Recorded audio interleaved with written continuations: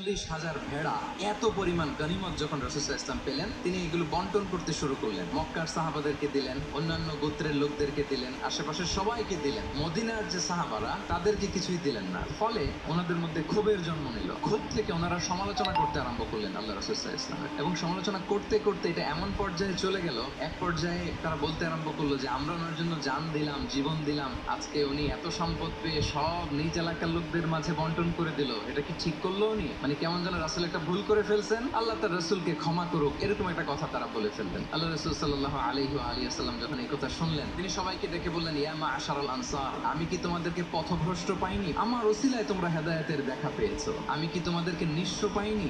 আমার ওসিলায় তোমরা সমৃদ্ধ হয়েছে, সম্পদশালী হয়েছে। আমি কি তোমাদেরকে যুদ্ধরত অবস্থায় পাইনি? আউস খাজরাজ তোমরা তো ফাইট করতেছিলে ইচ আদার। আমি যে তোমাদের মধ্যে সম্প্রীতি আর ভালোবাসার মেলবন্ধনে তোমাদেরকে একত্রিত করে দিলাম। আর দুনিয়ার সামান্য কিছু জিনিসের কারণে তোমরা মনে কষ্ট পাচ্ছ, যেটা দিয়ে আমি কিছু মুসলিমদের হৃদয়কে আকৃষ্ট করছিলাম, আর তোমাদেরকে তোমাদের ইসলামের উপরই আমি ছেড়ে দিয়েছি। আমি জানি আমার আনসাররা তাদের হৃদয়ে যে ইসলাম আছে এটাই তাদের জন্য যথেষ্ট।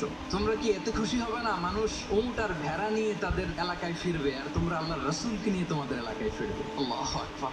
তারা বলল, ইয়া রাসূলুল্লাহ, আমরা শুধু আপনাকে পেয়েই খুশি। রাসূল সাল্লাল্লাহু আলাইহি ওয়াসাল্লাম বলেন, গোটা বিশ্বের মানুষ যদি এই পথ ধরে আর আনসারীরা যদি এই পথ ধরে, আমি এই পথ ছেড়ে দিয়ে আনসারীদের পথে হাঁটবো। আল্লাহ তুমি আনসারদের ক্ষমা করো, তাদের সন্তানদের ক্ষমা করো, তাদের নাতিদেরকে ক্ষমা করো। এভাবে মর্মস্পর্শী বক্তব্য যখন ইমোশনাল ইন্টেলিজেন্স দিয়ে যখন রাসূল সাল্লাল্লাহু আলাইহি ওয়াসাল্লাম বললেন, তারা এসেছিল ক্ষোভ নিয়ে, অসন্তোষ নিয়ে, পরে সবাই কান্না করে রাসূল সাল্লাল্লাহু আলাইহি ওয়াসাল্লামের কাছে ক্ষমা চেয়ে সেই মজলিস থেকে উঠতে